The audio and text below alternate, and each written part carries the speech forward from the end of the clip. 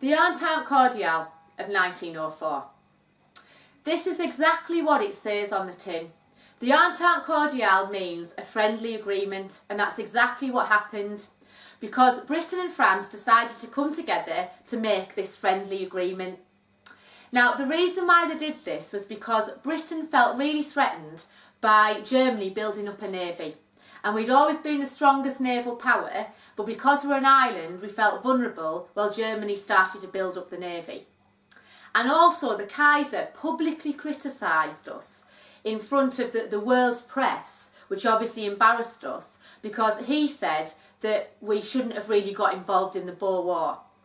And that was because we always looked to obviously get a bigger empire, and in terms of the Boer War, it looked like that, you know, this area, the Boer region, was just going to be, you know, a really easy target. So the Kaiser publicly criticised us for our involvement in the Boer War.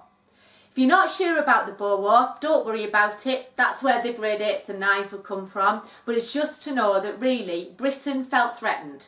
So before, Britain had always wanted to be in splendid isolation. Because we're an island, we were geographically isolated. Also, we were the wealthiest country in the world at that point because we were a trading nation. We had the biggest empire, the best navy. So before that, we'd been so arrogant, we genuinely didn't think that we needed anybody to be able to help us.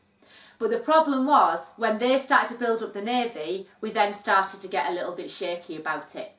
So we made a friendly agreement with France, and this is also part of what becomes the Triple Entente in 1907. So now France, at this point, have got an agreement with Britain, but they've also got an agreement with Russia as well. So you can see how it's starting to be formed. And eventually this Entente Cordiale then becomes the Triple Entente in 1907, when obviously what happens is Britain then makes an alliance with Russia as well. So then the three of them are joined together.